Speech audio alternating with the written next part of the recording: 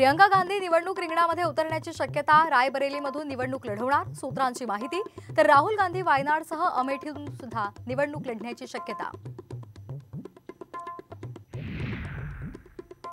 प्रीतम मुंडेंना नाशिकमधून लोकसभा निवडणुकीसाठी उभं करू, बीडमधल्या सभेतून पंकजा मुंडेंचं मोठं विधान, नाशिकचा तिढा आणखी वाढण्याची शक्यता।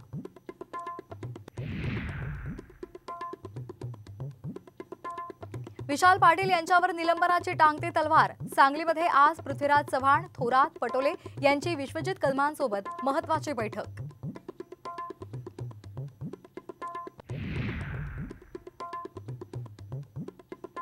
महायुतीचे दिग्गज आज उमेदवारी अर्ज भरणार, मोहोळ, आढळराव पाटील, भुमरे, रक्षा खडसे आणि स्मिता वाघ अर्ज भरणार।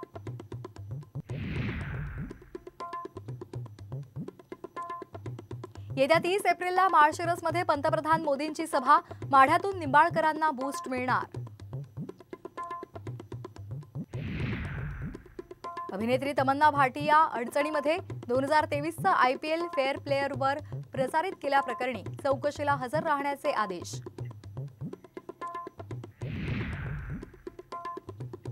येत्या 24 तासात मुंबई, ठाण्यासह कोकणामध्ये उष्णतेची लाट, हवामान विभागाचा अंदाज। तर विदर्भात वादळी वाऱ्यासह गारपिटीचीही शक्यता।